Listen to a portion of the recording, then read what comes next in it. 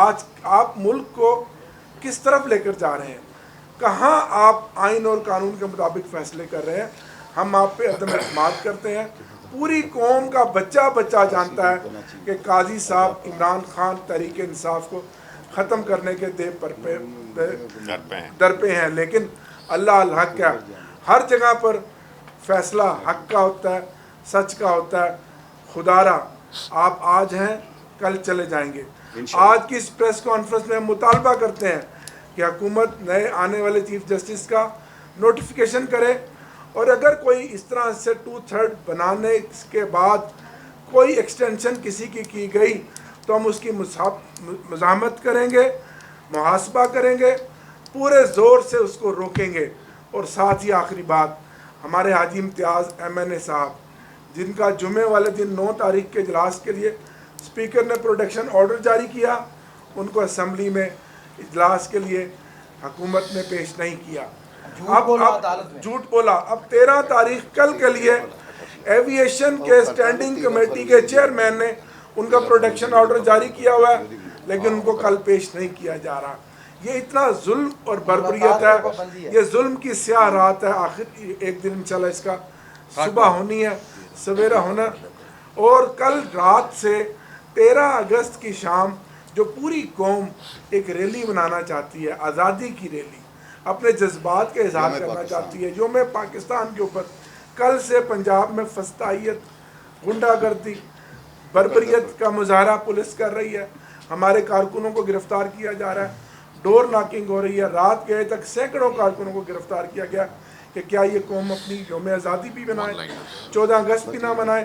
میں یہاں پر خاص طور پر اپنے بھائی بلال اجاز صاحب کو, اپنے MNAs اور MPs کو خراج تحسین بھی پیش کرتا ہوں, اور ان کو یہ اس چیز کا اظہار کرتا ہوں کہ ہم سب پوری پارلیمانی پارٹی تحریک انصاف آپ کے ساتھ ہے, اور انشاءاللہ آپ کو انصاف ملے گا. اور آپ کے 1,17,000 ووٹرز نے جو آپ کو مینڈیٹ دیا, انشاءاللہ وہ مینڈیٹ اس اسمبلی میں ضرور بولے گا. اور آپ اپنے حلقے پارٹی کے چیئرمین بھی ہیں اور ایک اچھے لائق بھی ہیں, ایک اچھی ہے آپ کے پاس, تو کیا آپ چیف جسٹس صاحب پاکستان کو باور نہیں کروا سکے کہ وہ ڈپٹی کمشنر جو آپ کے ڈیٹینشن آرڈر جاری کرتے تھے, جو آپ کے 16 MP اور 3 MPO کے آرڈر جاری کرتے تھے, انہی کو ڈسٹرکٹ ریٹرننگ آفیسر بنا دیا گیا, اور انہوں نے آپ لوگوں کے کاغذات نامزدگی مسترد کیے جو ہائی کورٹ اور سپریم کورٹ سے آپ لوگوں کے بحال ہوئے. انہی لوگوں کے پاس وہ ووٹ کی پرچیاں تھیں, تو کیا وہ جنہوں نے اتنا کچھ کیا وہ امین ہو سکتے ہیں, اور ان کے اوپر ان کو آپ باور نہیں کروا سکے, ان سے آپ کو کیسے انصاف مل سکتا ہے الیکشن کمیشن سے جس نے آپ کو 45 اور 47 بھی چینج کیا؟ دیکھو وہ الیکشن کمیشن پہ ہم بارہا کہہ چکے, اور یہی آر اوز پہ ہمارا موقف بڑا کلیئر ہے کہ آر اوز جوڈیشری سے ہونے چاہیے تھے رادر دین ایگزیکٹو سے. وہ ہم نے ڈیسائیڈ کر لیا تھا, اور ہم نے ان کو یہ موقف پہلے سے پیش کر دیا تھا. ہمارا کسی آر او پہ کوئی بھی اعتماد نہیں تھا. ابھی کاؤنٹنگ والے پروسیس کو بھی آپ کو کہا, ہم بہت ابھی میں نے ذکر بھی آپ کو کر لیا کہ یہ ایک جو لودھرا والی سیٹ ہے ود ان 4 hours انہوں نے یہ لاکھوں ووٹ کہے کہ ہم نے کاؤنٹ کر دیے, اور ٹاپ پہ لگا کے 14,000 ووٹ 1,34,000 سے کم کر کے 1,20,000 پہ لے, اور کہتے ہیں جی دوسرا کینڈیڈیٹ ہوا ہے, اور الیکشن کمیشن سوتا رہا. اس لیے الیکشن کمیشن ہم بارہا کہہ چکے ہیں ہمارا الیکشن کمیشن پہ کوئی اعتماد نہیں ہے. ہم نے پاکستان تحریک انصاف کے بھی آپ سے, خان صاحب کے بھی آپ سے, ان کے خلاف ریفرنسز بھی فائل کریں گے, تو اس پہ ہمارا کوئی اعتماد نہیں. گور صاحب یہ بتائیں کہ سابق وزیر اعظم عمران خان صاحب جیل میں اور باہر کے ممالک ملک میں انویسٹ کرنے سے قاصر ہیں, اور جس سے ملک کا نقصان ہو رہا ہے, عام آدمی مہنگائی میں پس رہا ہے, اس سے آپ تھوڑا سا کیا کہیں گے؟ تو عوام سننا چاہتے ہیں. دیکھو عوام کے بارے میں ہم یہی کہہ رہے ہیں کہ ہم نے کہا ہے کہ حکومت فیل ہو چکی ہے, حکومت ڈیلیور نہیں کر سکتی, یہ حکومت اپنے کیسز ختم کرانے میں لگی ہوئی, یہ عوام کو کوئی ریلیف نہیں دے سکتی.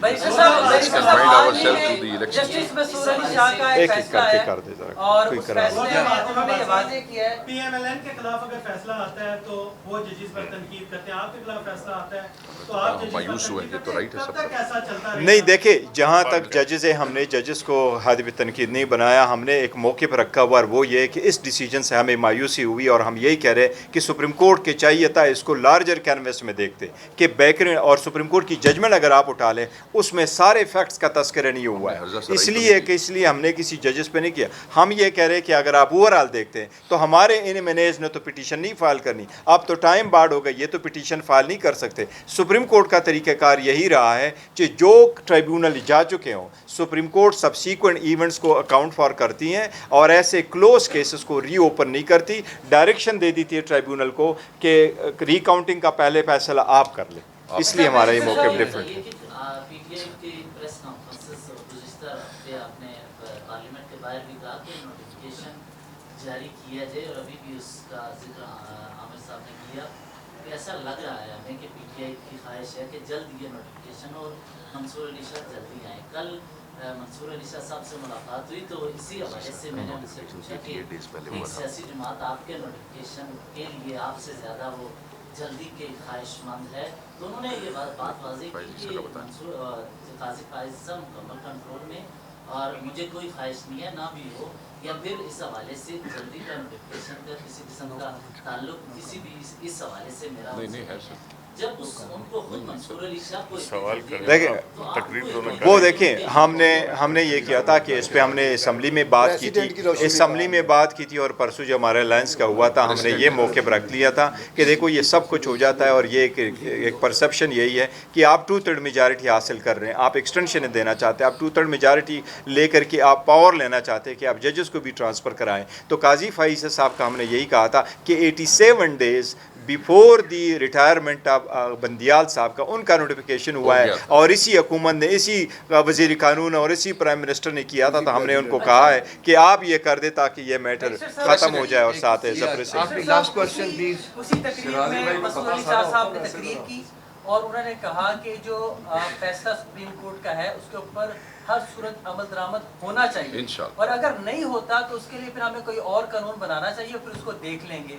आप क्या समझते हैं, अभी तफसीली फैसला आना है, उसके बाद अगर हुकूमत उसके ऊपर अमल दरामद नहीं करती तो कानूनी तौर पर हम क्या ऑप्शन? देखिए इंशाअल्लाह ताला उस पर अमल दरामद होगा। हमने चीफ जस्टिस से भी मुतालबा किया है कि आप माइनॉरिटी में सही, लेकिन आप चीफ जस्टिस से इस जजमेंट को इम्प्लीमेंट कराना आपका भी फ़र्ज़ है, और सुप्रीम कोर्ट अपना जजमेंट ज़रूर इम्प्लीमेंट करवाएगी, उसके नोटिफिकेशन होने चाहिए, और सुप्रीम कोर्ट ने उस जजमेंट में भी कहा है कि हम उसको इम्प्लीमेंट करेंगे। और हमने जो आपको वो कर दिया बताया वो ये कि प्लान ये था 8 फरवरी के इलेक्शन को चोरी करवाओ, फिर भी यही था रिजर्व सीटें ले लें, अब रिकाउंटिंग में आपने वो मकासद हासिल करो। तो हम इन तीनों के खिलाफ है, और हम कह रहे हैं कि इंशाल्लाह आवाम की जो बिल है वो प्रिवेल करेगा।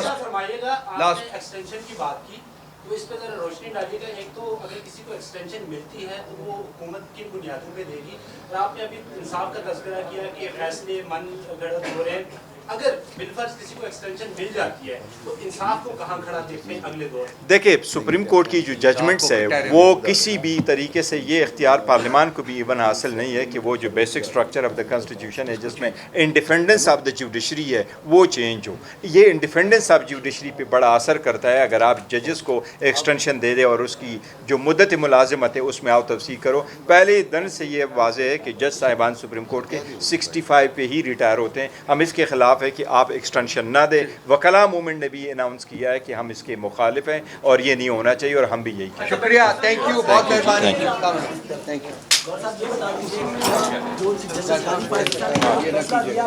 साहब लोगों से बात कीजिएगा।